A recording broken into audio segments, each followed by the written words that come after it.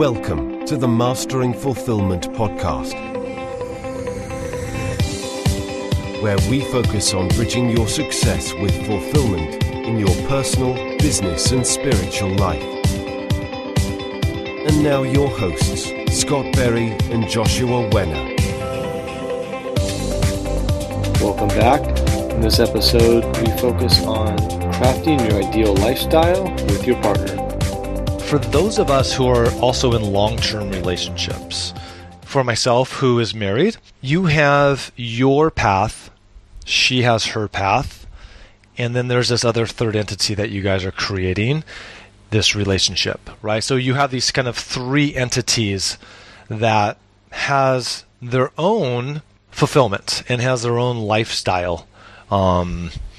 And so you really have to start to get clear on, okay, what are the things that I love as a husband, as a man, as an entrepreneur, as all of these other things? What are the things that I'm looking to bring into my life? What are the passions that I love to do? And then Michelle needs to ask that too. And then what do we love to do as a couple? And a lot of times some of those are in alignment and some of them aren't, right? So what if you come into a context where, to me, you know, we kind of have these high levels of passions, and then we have these things that we love to do. Like, I like to cook, but I don't love to cook. It's not a huge passion, but I really like it. We actually just took a cooking class a couple days ago. I love Thai food, and we learned to make curry and pad Thai and tom kha soup, and it was fantastic. I absolutely loved it, but it's not a huge passion of mine. Whereas camping and being outdoors and hiking and intermixing with other cultures and really experiencing ourselves to new ways of life and being, that's really important to me. So important that not only do I need to experience it, but being able to experience with a partner is not a nice to have, but it's an absolute must. And so what happens when we come into the context of, this is something that I absolutely love to do, but my partner realizes, she's like, I'd rather just curl up in a book and not do any of those things. This is where you have to ask yourself, is that ultimately going to be a fulfilling lifestyle to you if you have a partner that isn't going to be intersecting with you in some of these high-level things, right? So if, you know, take example of me, if I love to travel and she loves to travel, but she doesn't love, say, camping or skiing. Like, I love to snowboard, but she's not a big snowboarder. And I'm okay with doing that with my friends, or doing that with my father, or doing that with other people. And so I don't feel lost without having her there. But if she wasn't willing to maybe do some of these like workshops that I love to do, these education workshops or this traveling, that would be really hard for me to be fully fulfilled because it's such a big part of my life, and I would feel like there was a little bit of loss there if I wasn't able to share those experiences. And so I think sometimes where a lot of people kind of come into conflict is when you have one partner going one way and the other partner going the other way, and they don't have the main items of fulfillment in their life merged. This is where getting clarity on what do you need in your life to feel fulfilled? What do you need on your own personal path, and what do you need in the relationship in order to feel like you have a really, truly dynamic, passionate, fulfilling lifestyle? Like you said, taking time to sit with it, figure out what feels good, to experiment and do these things and get the feedback, and then have these discussions with your significant other, right? Sometimes there's a little bit of give and take. And me and her have been doing this on this trip all the time. There's certain things that she loves to do more, that there's things that I love to do a little bit more. She doesn't like the museums. I love the museums. There's certain things that she loves to do that I'm like, you know, I could give her take on that. And so we figure out where the balance is, but really getting clarity on what that looks like. And there's a really interesting topic that's been coming up, and me and Josh just had this conversation before we got on this call, is the fulfillment of relationships. And there's a couple good articles that came out about one of the number one things for unhappiness in the relationship, and it's not about money. It's not about sex. It's not about politics. But what it is, it's about needs and expectations not being met. And maybe some of the underlying reasons for those might be sex, or it might be money, or it might not be, be being heard. But it's these expectations sometimes that we have on our lives and on our partners in which we think and how they should be showing up, and they're not showing up, so we feel really disappointed, right? We feel like, oh, they should be a little bit tighter with their money, and we should have more savings for the family, or the other way around. We feel like maybe they're too cheap, and they don't live in the moment enough, and we always have to worry about money, or he doesn't give me enough sex, or she doesn't give me enough sex, or I feel like we should have this, right? And this is, again, where clarity and then conversation is such a critical element of fulfillment, is really getting clear on, God, what are these things that we need in our life, and then how do we bring those into our life? And the only reason I bring up significant other is because our intimate relationships are such a key, critical piece of our fulfillment. And when that becomes unaligned, it's really hard to focus on all these other areas of your life. So it's just a really critical thing to be aware of, right? And this is sometimes where a third party is an invaluable tool, because they can see things that you can't see because you're in the emotional state of it, and there's such strong emotional history between you and your partner. But again, it's it all goes down to the those two fundamental things, is getting clarity and asking for what you want. I think on that same point, it's also interesting. I think sometimes people don't know until they experience. So yeah. I've seen some couples that think they know what they want, and they've never actually had the experience. So sometimes it can be really hard to say, oh, you like this and I like this. But I think at least asking that question, have you experienced it before? Because I've had a couple relationships where somebody thought they were one way, and I was okay if they, for example, if you don't like to travel, totally cool. But have you ever been on this trip? Have you ever been here? Have you experienced it before? Are you open to trying it and just finding different ways to do it? So I think in the conversation, there's ways to find compromise. It sounds like what you're saying as well. There's because I think there's some couples who can do really well and have totally different interests. But the flow still works for them. And then there's other couples who they have totally opposite interests and the flow doesn't work. So I think continually finding, is there a way to have compromise and still enjoy and feel fulfilled? Could be other questions to ask.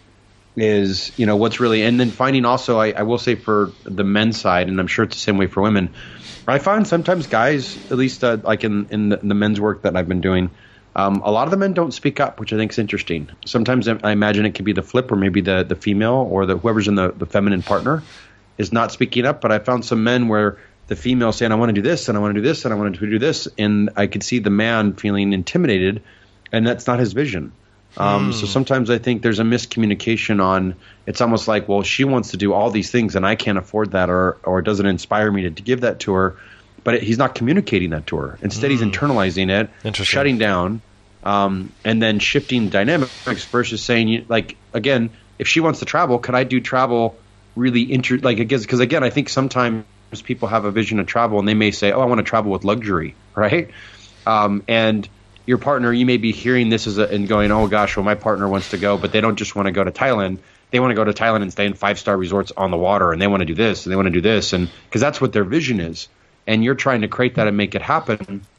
I think sometimes there can be creative ways of looking at it to go, well, what if we went to Thailand and we did it in simpler, you can stay in cheaper hotels? Like, and clarifying with each other, is it about the travel, or is it about the travel and this experience? And I think sometimes, right, getting the distinction of, like, what's the why? Like what's the fundamental? What's the why? What's the why? What do you want to do? Why do you want to do it? And let's find the flexibility so we can make this happen. And so I guess the reason I'm bringing this up is, don't internalize it. Don't just think that you can't.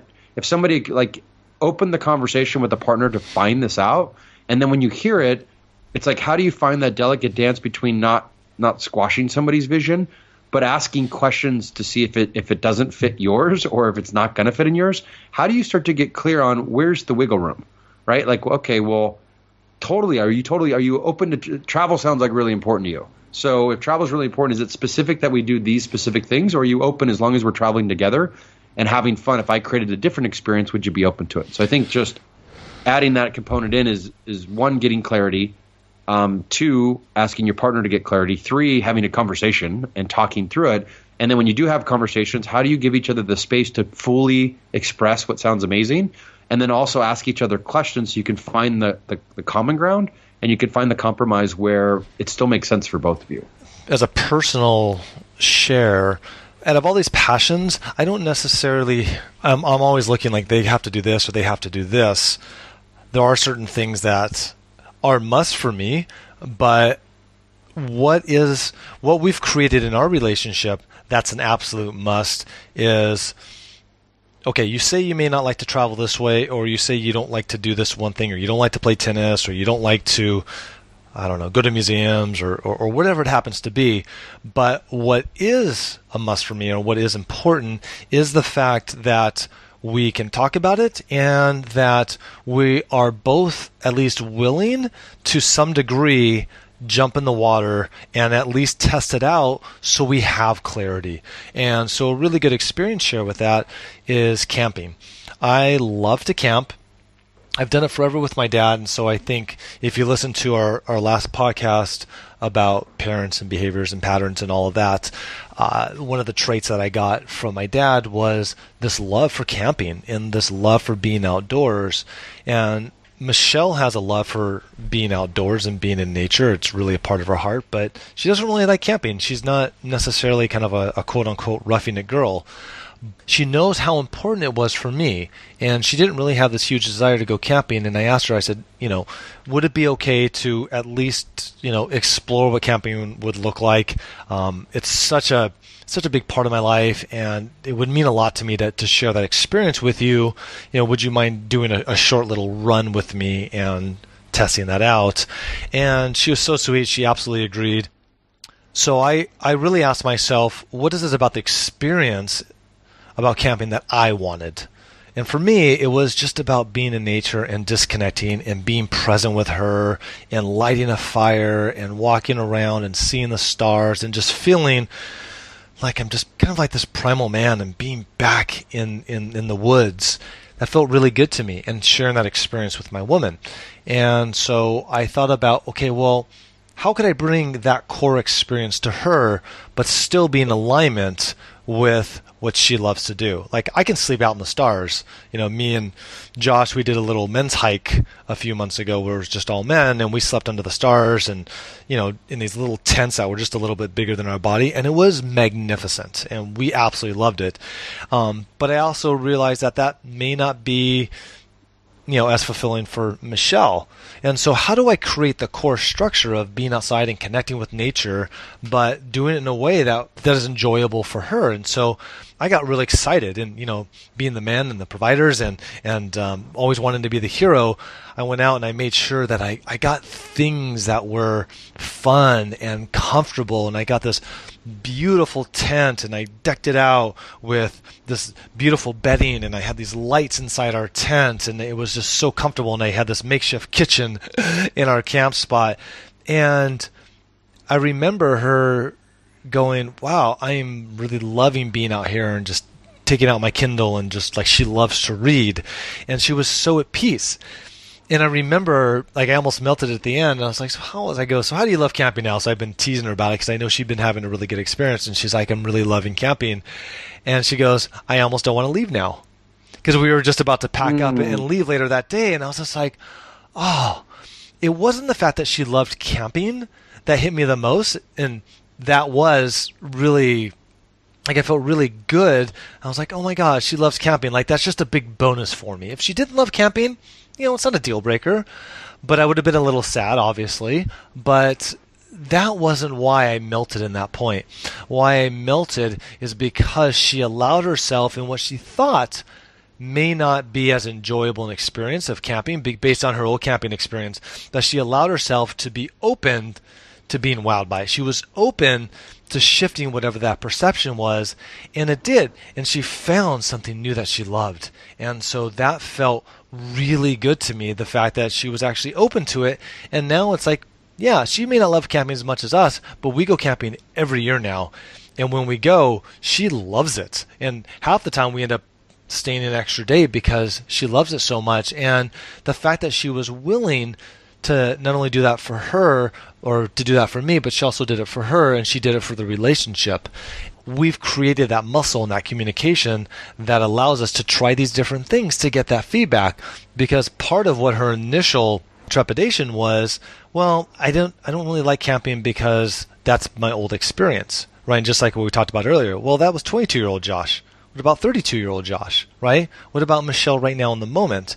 And we didn't have that confirmation or that feedback until we actually went through those steps and actually went camping. So just an experience share for you guys, that if you guys are starting to go through and look for this clarity, if you can start to build that muscle that allows both of you to express what you want and to start to create a dynamic in which it allows you guys to test those waters, especially if it's something that you guys are both passionate for. How do you test those waters in a way that, allows you to see, okay, with who you are right now, how does that feel? What would make you feel good in that, and why? Like, what is the core reason why that would feel good? And is there an intersection there? Now, she doesn't want to camp the full way that I want to camp, and I don't want to camp the full way she wants to camp, but there's this beautiful intersection in the middle in which we're both super happy about, and we have such a great time doing it. Yeah, there's a couple key distinctions I want to point out from what you said that is so beautifully done, and I want to start off with an alternative first, and then talk about the flip. And I know you were telling me about a friend who's a big explorer, loves to travel, always on the road, and his partner, she's not into the camping as much. And I remember you telling me about this friend of yours, and the challenge was exactly what you did, he didn't do. And instead of saying, how can I create this epic experience where she would enjoy the experience? So maybe finding the compromise of like, well, how do we travel and stay in nicer hotels, or stay in an experience where and communicate, paint the picture of the experience she can create. He tends to stay in budget hotels, and he tends to do it like on a minimal budget, which works for him because he's about the travel and the experience, but finding a way to co-create it for his partner. So his experience was, oh, my partner doesn't like to travel, we can't go together. And then his communication style to her wasn't finding out what's her why? How can I find a way to create the experience to bring her with me and make it fun for her so we both get it? And so instead they end up not experiencing it together. I remember you telling me about this, versus I think the distinction I want to point out is you said, okay, I like camping. She said she doesn't. How do I really pay attention to what she does like? And then how do I communicate this to her in a way to say, I think this will bring us, what I heard from you is you said, I want to share this experience with you. I think it'll bring us closer together. I think it'll, are you open? I'm not pushing you or forcing you, but I'm inviting you. Are you open to come experience this? And then you didn't just bring her, but you really paid attention to what would make the experience amazing for her. You put a lot of time and effort into it. And then you created the experience, maybe even gently at first, like not out on a 5-mile hike like, we did in the middle of nowhere. But, you did it in even like a car camping place where it's a little off the beaten path and enough to bring the luxuries where you could create this experience where she's like, oh, this is camping, like a gentle experience. And I want to point out that distinction because I think a lot of people may listen and go, well, I've tried that and my partner doesn't like this. But have they really tried it, and have they paid attention to their partner, and have they communicated it to their partner in a way that opens them and lets them know, like, I want to share this amazing experience from my heart. I think it'll deepen our connection. And here's all the things that I think it will serve in you, and invite them, and then create the experience on if you pay attention and find their distinctions. Like if they like luxury, how do you create a luxury experience, and walk them in baby steps? So I wanted to point out those distinctions. And there's one other thing I want to point out that I admire about what you do, Scott. I think because you've been in this space for 8 years with your business and been creating this type of lifestyle, you've developed a lot of hobbies with your time as well, like photography. And so I think what's accelerated the experience is not only do you go, what I've observed in you, not only do you go on these experiences, but you bring 2 or 3 different cameras, and you're creating these epic. You're capturing these beautiful moments. You have the foresight to bring a little thing where you can bring a little picnic out and create this moment and then take pictures and then edit the pictures. So I feel like you've really been able to start with the basics. Like I just first needed a couple days. I see like to tie it all together, right? It started off with like, wow, I really was enjoying this. Now I'd like to create this new vision. So you got the clarity. You started the business. You started creating baby steps a day at a time, a weekend at a time. Then as you started to get bigger chunks, you changed from, okay, well, how do I make this experience more fulfilling? Oh, if I learn photography, now when I'm going these places, I can capture the moments. Oh, if I learn the programs to fine-tune the photos, I can bring out these images even more. Oh, what would make it even more fulfilling? A partner to share it with. And now how do I bring this partner into my vision and share some of these really sacred moments with it, and now combining those loves? So I just think, it's like, how do we keep working on making it more fulfilling? And as we do, how do we practice? Because I really firmly believe it's a practice.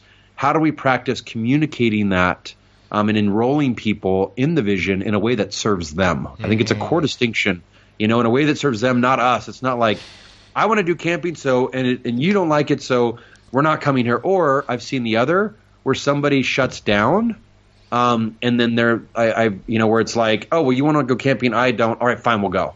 Right. And then they're there. So they're almost sacrificing their own needs. Yeah. They're sacrificing their own needs instead of saying like, okay, well, they could be flip. Like, let's say the other person wants, so it could be proactive. Like, you know what? You really like to go camping.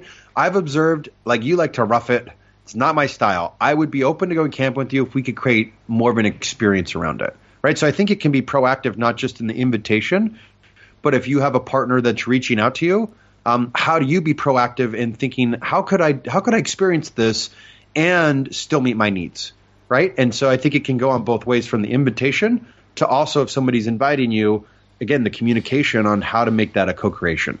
Yeah, I love that. Thank you so much for that. And on the core, and I just want to get back to this, on the core, kind of theme of what we're talking about here is when we're talking about how do you create your ideal lifestyle. Again, this is just a personal opinion, but I'm of the belief that we are on this earth to experience our passions as much as we can. So how do we create a lifestyle that allows us to express our passions? And for me, it wasn't just about travel, because travel is just one of them. And that's why I don't need to travel 2 months every 2 months, right? So it's not like 2 months I travel and then 2 months I'm here and 2 months I travel and 2 months I'm gone. That would actually be an unfulfilling life, because there's a part of me that loves to nest. I love being home and creating projects, and I like a little bit of routine as well. So it's figuring out what is the stuff that we love to do. And travel is just one of them. The other one is, like Josh said, I love photography and I love DJing and music and a few other things. And so the more that we can create a lifestyle that allows us, and the time and resources that allows us to do things that we're passionate about, ultimately, when we're on that rocking chair, when we look back and we think, God, did I have a good, fulfilling life? These are the things that are going to help support that outstanding yes. And so it's really about cultivating things that we love to do. If those things that we love to do are with other people through shared experiences, how do we really, incorporate all that together? So this is not just about necessarily hobbies, but if you love your kids, how do you create a lifestyle that is really conducive to spending more time with them, right? So you have 32-year-old Josh. If 35-year-old Josh is married with kids, traveling was probably going to become less of an importance for you. But spending time and being able to go to your little girl's, poetry recital, that's going to become boom at the top of the list. And so how do we just really create more family time, or whatever that is for you? So we really want to make sure that taking time to not always distract ourselves, to really start to become clear with whatever the stuff is that we love to do, to be able to start to incorporate more of that into our lives. Yeah, and I've been feeling this. I want to share this as well. I think so much of the time, a lot of people think, back to the conversation of the art of fulfillment versus the science of achievement, and once I get this, then I'll be enough. And I want to point out something else that's really important. And, just because you start to and again, don't get me wrong, everything we're talking about brings more joy, it brings more fulfillment. I feel more at peace, I feel less tension and stress. It feels amazing. But I will also say, there's stuff still comes up. It's not like, oh, once I do all this, then all my problems will go away. And I think a lot of people have that expectation of like, oh, once I'm an actor and I have success, then I'll get rid of these problems. Once I make $1 million, then these problems go. Once I get the relationship, once I go on this travel, once I do this, then this will stop. And I think something important to say is, like, part of that's always going to be with us. There's a part of life that's up and there's a part of life that's down. It's just like the waves in the ocean. They contract and they expand. They come crashing down. And sometimes it's still, and sometimes it's raging storms. And I feel like that's part of life. And I feel like it doesn't matter what you achieve. It doesn't matter where you go. It doesn't matter what your life looks like. That's going to be there. So if that's there, why not make it better? Why not make it more fulfilling? Why not make it more fulfilling so when you are on the rocky slopes, and when it's heavy, you can have the freedom to do something that's at least a little bit easier to be with, right? It's like, I noticed more recently for me, I'm observing, because I do a lot of work around grief and learning to be with the grief and learning to accept, if you will, the waves crashing could be that metaphor. And instead of sometimes in our numbing or distracting, how do I just be more creative? And I know for me, what I'm finding is I'm feeling a lot of fulfillment with, heaviness just set in. Cool. Let me go grab some fire tools and go play with fire. Or let me go to the beach and go on a run. Or let me do some martial arts. Or let me read. So how do I move into doing things that feel more fulfilling? So I guess this is just kind of we'll close with this piece of it. But I really say, as you're taking time to envision what you want for your life, I'd also experiment with taking time to experience through the lows. To experience when it gets heavy, we all do it. We go through moments when it's heavy and we find ways to numb and avoid and distract. And how do we find more fulfilling ways to go through those moments? So what does that mean to go through those ways? You talked about obviously numbing it. What does not numbing it look like? Yeah, so there's a real good example is Jim Carrey, just somebody in the public eye, who's I love him. He totally inspires me. I just think he speaks radical truth. Yeah, and, I like him too. There's a recent video of him painting, and a lot of it stemmed from a woman that he was dating, his girlfriend, that committed suicide. And his way of processing, where some people may turn to alcohol or addictions or whatever it is he's painting. He's creatively painting and expressing through art. And so there's art, there's music, there's community, spending time with friends, there's activities, there's workshops, but it's the distinction of, I think sometimes when, we tend to celebrate when things are good, and, when it gets bad, sometimes we can have pretty heavy, harsh things that we do to numb. And it could be anything from addictions to alcohol to substance to what I'm learning with a lot of this work is, how do we be a little bit gentler with ourselves through them? Because here's what happened. If we shame ourselves, if I do something that I judge in myself for doing, because I'm an achiever. So sometimes, I'll give you an example. Sitting around, eating maybe something that's not quite as healthy, like a piece of pizza or whatever it is, and watching a movie, sometimes I can beat myself up for, as an example, right? Mm-hmm. Because I'm beating myself up. And then maybe what I needed is just to take a little break and relax, right? So what I'm finding is, if I identify what the moments are, I'm probably wanting to deal with something, or I'm feeling heavy or whatever the experience is, and I move into those patterns to feel it. And then what happens is, if I shame myself, I stay stuck in those loops, right? Because I'm like hiding it and feeling bad and shaming and feeling wrong. What I found is, if I start to notice those patterns, like, oh, I'm wanting to do this, I find myself just like, what sounds fun? Like, how do I go do something creative, or how do I go do something to move the body, or do something to still do something, right? But do something that feels open. I don't know how to, I guess it's I'll give you another example. I have a buddy that's going through a lot of grief right now, and he has a betrayal in his relationship. And what he's finding is, he gets up in the morning and he writes, and he does meditation and he writes, and there's some tears that come out, and then he goes on a walk and he goes on what he's grateful for. And before that, he was really just having a hard time, and he was crying, but it wasn't like he was with the energy, he was resisting the energy. So I guess the distinction is, when you feel yourself doing something kind of out of reaction, how do we become conscious of it and move it into more of a place of, again, bringing us closer to what would make us more fulfilled. Okay. Does that make sense, or is it a little bit big? No, it does. And so just to kind of tack on what you're saying, in order to, because I get what you're saying, a lot of times, I see this in men a lot, especially with the older generation of American men and our fathers and grandfathers, is, when times are good, we celebrate, but when times are hard or there's hard life experiences, death in the family, parental figure walks away, we tend to push that and to ignore it and not look at it. And you mentioned, sometimes being with that, and you mentioned Jim Carrey, like his outlet was painting. So at what point does like painting or whatever other expression, at what point is that numbing it, or at what point is that still being with it? Yeah, great distinction. What I'm observing is it's the duality that it's going to be there. So at some point there's always, if you will, what would be kind of a numbing because it's heavy, right? There is a heaviness. There's I think we have this vision that we want it to always feel so good because it feels so good. And it's like with the magnet, if you look at a magnet, there's a positive and the negative. If you cut a magnet, there's still a positive and a negative.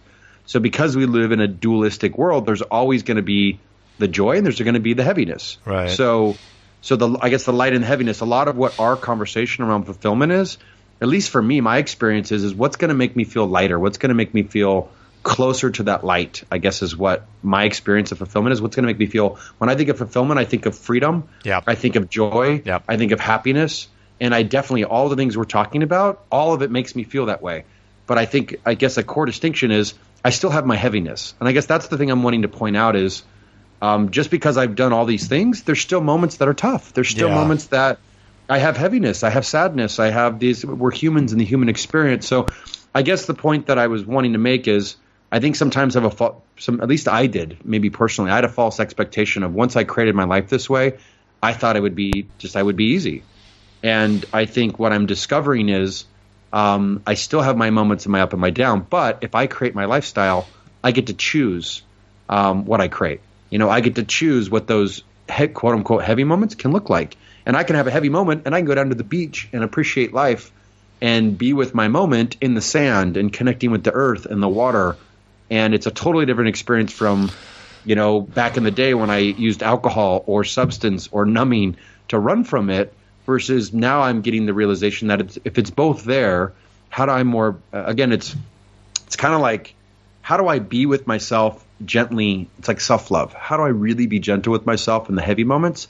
And how do I go do things, whatever it could be, that in a sense is a little bit dealing with that pain? You're being with that pain and allowing it to run its course. Yeah. But I'm doing it in a way that's not, I guess, hurting the body, whatever that would be. If it's numbing and I'm putting myself down. So to me, substance, a lot of things that I would maybe do in the past that would numb it and kind of, but weren't uplifting, weren't serving my body versus now I'm moving into a place where I'm still in it, but I'm able to do it in a more conscious, loving space and be with it. So it's just slight twist. So I guess I'm bringing it up because it's still part of my lifestyle, and I'm realizing it's a part of life. Can go really good for like a couple months, and then boom, like a couple weeks ago, I had this heavy, like I don't know where it came from. All of a sudden, it was heavy, and I found myself like on the couch, like observing myself, like wow, I'm watching movies, I'm eating 2 pad thais instead of 1, right? And to me, that's a pattern. I'm like, wow, I'm numbing something. What's the emotion? And I was just like, oh, I can sit here and do this. Is this? So I found myself asking, is this fulfilling, or is there something else that I can do to serve me? I noticed myself wanting to go get some alcohol and drink some wine, and I'm like, you know what? That's not as fulfilling anymore. It's more fulfilling to go down to the beach. And so I guess it's a different subject because most people don't talk about it, but I want to bring it up because I think it's relevant. Is how do we create a fulfilled life and experience all the joys, and then how do we also become more mindful of when it's heavy and accepting that it's going to be heavy and realizing we can still choose what we want to bring. We can find other ways of dealing with those moments that are gentler, that are more loving. Mm-hmm. And I find if we are those, what ends up happening is there's not as much of like in the past, let's say I would eat a lot of food and drink. I would wake up totally hungover for a couple of days and I would stay in it. I'm finding the more I accept it and learn to be with it, it kind of allows it to run through me instead of getting clogged. It almost feels like before I would numb it so hard that it was almost like trying to come out, if you will. Maybe here's a good analogy. I feel like whatever the emotion in me was trying to come out, and I judged it, so I would keep trying to push it down through the numbing. And what I've learned to is if I'm accepting it, I'm like, oh, you need to come through me. Yep. Like, how do I be with this energy as it moves through me versus judging it, shaming it, making it wrong? Learn to just be with it. And as I'm able to be with it, I'm finding it doesn't last as long. It runs its course. And I guess the whole point is it's more fulfilling in the heaviness, if that makes any sense. Yeah, it does. Than the running and the numbing right? It's a different energy. Yeah, I've noticed the same thing. When you kind of accept it and you've almost kind of led your life in a way that makes it okay for these heaviness moments to come up, because they're always going to come up. Life is always going to throw you curveballs and speed bumps, and that will never go away. I think the core point of this is if we can incorporate our ideal lifestyle is not to necessarily avoid any of these speed bumps, but to allow them to come up, allow them to serve us, allow them to, flow through us, that they will start to come through us and they'll start to come up. But what I've realized, as long as we're not numbing the pain or distracting ourselves, that it gets through a lot faster. And usually on the other side of that is a little bit more relief and a little bit more clarity. But, again, having these unrealistic expectations that our ideal lifestyle is not gonna have any heaviness, I think we're just setting ourselves up for kind of a world of hurt and pain, because it's always going to come up. Maybe this will be the topic of another one where I'm finding one of the deepest ways to feel fulfillment and peace is in actually the acceptance of my grief. And I think this will be probably another topic that we go deeper into, but I'm experiencing more joy emotionally than I've ever had.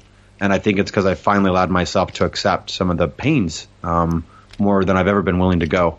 And we're human. So it's almost like, as we experience the depth of our pain, we're then able to experience the depth of our joy. And I think for a lot of years I was walking around a little bit more numb to life. Not quite like, oh, this is the juice, like I'm so happy where I'm allowed to cry and because I'm so happy, or I'm allowed to cry because I'm sad. And just like that joy of being human to me is so fulfilling. So I think this will probably be another topic, because we can go really deep into this about emotional fulfillment, maybe the topic around it, and how to really experience the deep juice and emotional fulfillment. But I just wanted to put that into your day of this is the ideal lifestyle. I think just finding time if you can create it, and you can start to make slight shifts, even if it's just a little bit, everything will start to change. It's been an awesome call. We were rocking. Thanks so much for joining us. You can always find us at masteringfulfillment.com if you get updates on any episodes or you want to hear some of the previous ones. We got a lot of interesting topics from relationships to parents, and it'll just keep coming at you depending on what shows up each week. We'll continue to share as we continue to record these podcasts for you. So if you have any questions, feel free to send them in to us, and we look forward to talking to you on the next podcast.